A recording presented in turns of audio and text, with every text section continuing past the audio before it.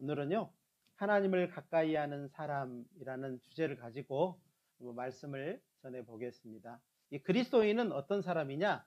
사람을 하나님께 인도하는 사람이다. 즉, 빛을 가진 사람이고, 그리고 정말 하나님에 대해서 먼저 안 사람이다. 그래서 굉장히 본을 보여야 되고, 그리고 정확한 길을 가르쳐 줘야 된다는 겁니다. 어떻게요? 말로나 삶으로. 오늘 말씀처럼 먼저 하나님을 가까이 할 수 있도록 우리를 이끌어 주는 거죠. 또 온전한 삶으로 이끌어 주는 겁니다. 그런 삶을 살아가기를 하나님이 여러분에게 요구하고 있어요. 그것은 여러분이 또 다른 사람을 그 빛으로, 그 하나님께로 인도하는 손길이기 때문에 그렇다는 겁니다. 자, 우리는 구약의 모세라고 하는 등불을 한번 생각을 해볼 수 있어요.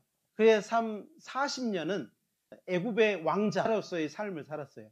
그 다음 40년은요, 그가 그 열정으로, 자기 힘으로 하나님을 섬기려고요, 막 하는 바람에 그가 살인자가 됐어요. 그리고 나서 광야에서 하나님의 부르심을 받았습니다. 무려 80년 만에 하나님의 부름을 받았다 이 말이에요. 그리고 그의 40년은 이스라엘 민족을 약속의 땅으로 인도하는 인도자로서의 삶을 살았어요. 모세는요, 어찌 보면은요, 굉장히 많은 고생을 한 사람이라고 할 수 있어요. 그러나 그가 정말 유명하고 정말 하나님 앞에 귀 쓰인 귀한 사람이라고 우리가 말할 수 있는 것은 그가 하나님의 능력의 손에 붙잡혔다는 거예요. 모세의 지팡이에 그런 능력이 있었을까요? 하나님에게 잡힌 사람 모세의 손에 잡힌 지팡이를 생각해 보셔요. 자, 여러분이 나는 누구의 손에 붙잡힐 것인가? 이것이 굉장히 중요한 겁니다. 여러분도 혹여 지팡이 같은 보잘것없는 그런 사람이라 할지라도 하나님의 손에 붙들리면 하나님의 능력이 나가는 겁니다. 자, 나는 누구의 손에 붙잡혀 있는가? 또 누구의 손에 붙잡혀서 살기를 원하는가? 나는 누구에게 가까이 하고 있는가? 누구에게 가까이 하고 싶어하는 사람인가를 생각을 해보시라 이 말이에요. 우리 주변에는 많은 사람들이 있습니다. 정말 내가 누구의 어떤 모습을 따라서 하나님께 가까이 가야 되는지에 대해서 생각을 해보자는 겁니다. 우리가 하나님의 말씀을 받은 자를 신이라 이렇게 말씀을 하셨어요. 신적인 존재입니다. 가만히 나를 따져보면요, 신적인 존재인가요? 그렇지 못해요. 그러나 우리를 하나님의 손에 붙들리면요, 신적인 존재로 살아갈 수 있도록 정말로 하나님의 손에 붙잡힌 그 삶이 얼마나 귀한 삶인지를 하나님은 우리에게 방향을 제시하고 있는 것입니다. 모세는 하나님의 손에 붙잡혀서 하나님이 원하시는 대로 쓰임을 받은 사람입니다. 모세는 하나님의 종이라는 것을 잊지 않았어요. 모세는 40년 광야 생활에서 배운 것이 뭐냐면 순종이었어요. 내 뜻대로 하는 것이 아니고 하나님의 뜻대로 했을 때의 결과에 대한 확실한 학습을 하게 된 겁니다. 여러분은요, 신앙생활이라고 하는 것이 깊어지면 깊어질수록 뭐가 좀 익숙해져야 될까요? 순종이 익숙해져야 돼요. 하나님이 나에게 하신 말씀이 그때에 맞게 우리에게 주어진다는 겁니다. 요한복음 15장 15절에는 이렇게 말씀하셨습니다. 이제부터는 너희를 종이라 하지 아니하리니 종은 주인의 하는 것을 알지 못함이니라. 나는 너희를 친구라 하였노니, 이 친구라고 하는 말은요, 가깝게 지내고 싶은 겁니다. 가까운 존재예요. 내가 언제 불러도 언제든지 만날 수 있는 존재. 하나님 우리를 그런 존재로 여기신다는 겁니다. 자, 우리는 익숙한 것에 대해서 좀 생각을 해봐야 돼요. 또 주님이 우리에게 친구라, 종이라 하지 않고 친구라 하신 이 말씀에 대해서 그 중심을 좀 생각을 해봤으면 좋겠어요. 가까이 하고 싶은 거예요. 이 구약시대에 성막이 있었습니다. 거기에 하나님이 임재하셨어요. 성막은 신약시대의 교회의 모습이라고 할 수 있어요. 하나님은 교회를 통해서 구원받은 사람들에게 말씀을 전해주십니다. 가까이 하고 싶은 거예요. 겸손한 사람에게 가까이 하고 싶으신 겁니다. 디모데전서 3장 15절에 보면은 이 집은 살아계신 하나님의 교회요 진리와 기둥의 터이니라 라고 말씀을 하셔요. 우리는 구약시대의 성막과 같은 하나님이 계시는 그곳에, 교회라고 하는 말씀이 있는 그곳에 함께하고 있다는 겁니다. 하나님은 여기에서 우리의 마음을 들여다보시는 겁니다. 여기에서 말씀을 듣고 생각하고 자기에게 비춰보고 생각하고 자기를 변화시킬 생각을 하는 것이죠. 그 마음을 하나님이 들여다보시고 가까이 하시고 그리고 도와주셔요. 레위기 10장에 아론의 아들 나답과 아비후라고 하는 두 아들이 있었어요. 두 아들이요, 다른 불을 들임으로 하나님 앞에 죽임을 당했거든요. 너무 마음이 아팠을 것 같아요. 하나님이 그에게 말씀하셨습니다. 우리에게도 오늘 말씀하십니다. 우리가 하나님의 말씀 앞에 있을 때 어떤 마음을 가지고 어떤 생각을 가지고 있느냐는 말씀을 전하는 사람은 못 봐요. 그런데 주님은 듣는 각 사람의 마음을 살피신다는 겁니다. 레위기 10장을 한번 찾아볼까요? 이는 여호와의 말씀이라 이르시기를 나는 나를 가까이 하는 자 중에 내가 거룩하다 함을 얻겠고 온 백성 앞에 내가 영광을 얻으리라 하셨느니라. 아론이 잠잠하니. 아론이 잠잠했다는 말은요, 정말 두 아들이 죽고 나서 너무 진짜 기가 막힐 일인데요, 이 모세가 하는 이 말을 딱 듣고는요 마음이 정리가 됐다는 겁니다.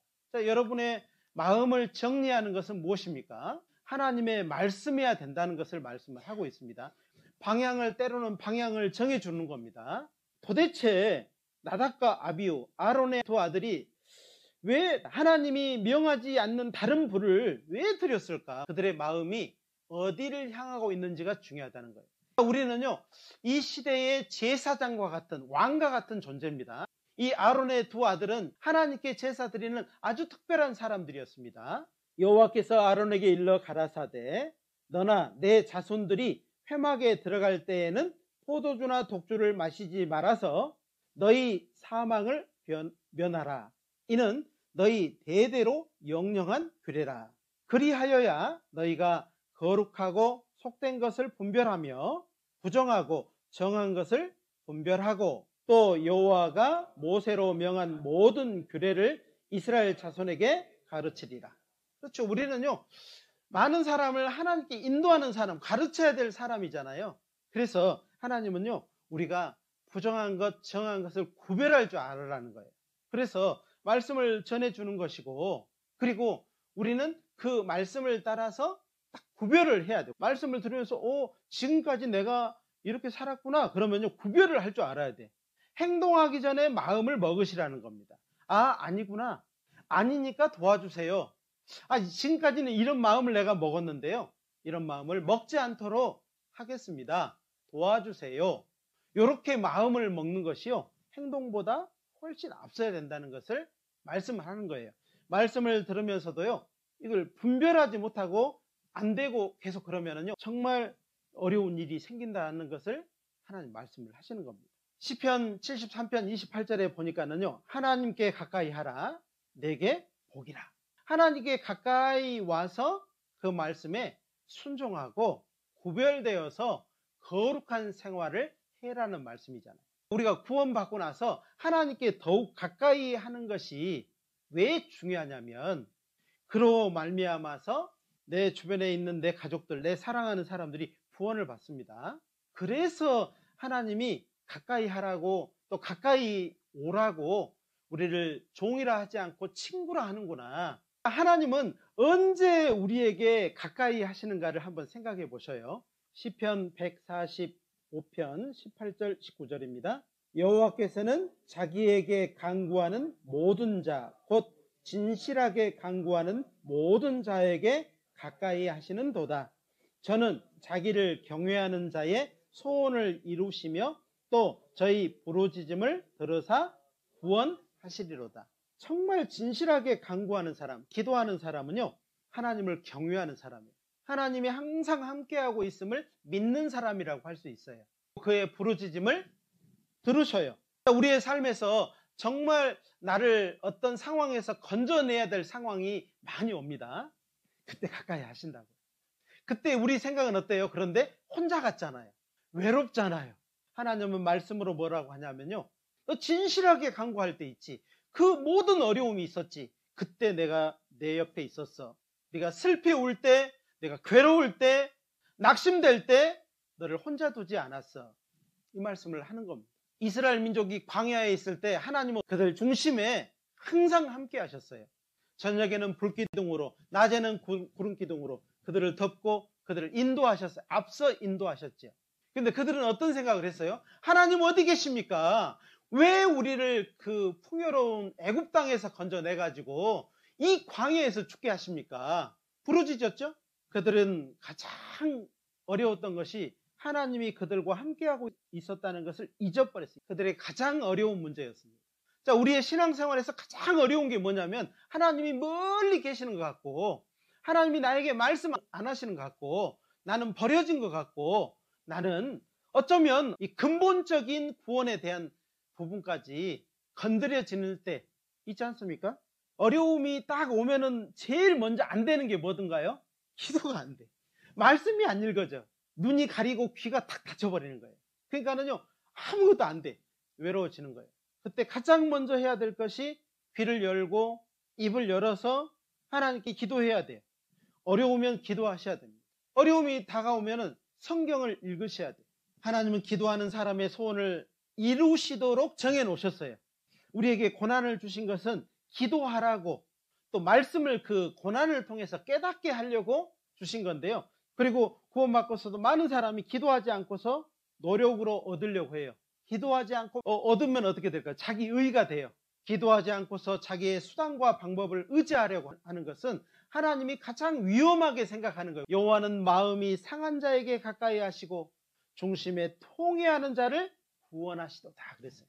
자기의 연약함을 알고 하나님께 귀를 열고 입을 열고 눈을 들어서 내 연약함을 하나님께 구하고 도와달라고 기도하고 말씀을 통해서 방향을 찾으려고 해야 된다는 겁니다. 자기의 연약함을 잘 알고요, 누구에게 능력이 있는 줄을 아는 것이 어린아이의 특징이에요. 누가 나를 도와줄지, 누가 나를 진심으로 도와줄지를 애들은 잘 알아요.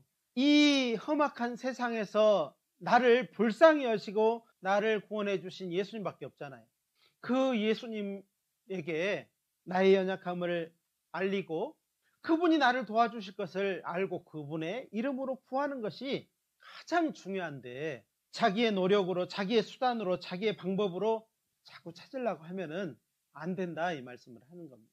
주님을 가까이 하는 사람이 복이 있다라고 했는데요, 주님을 가까이 하는 사람이 왜 복이 있을까요? 정말 하나님의 그 모든 것을 가장 귀한 것으로 여기는 겁니다.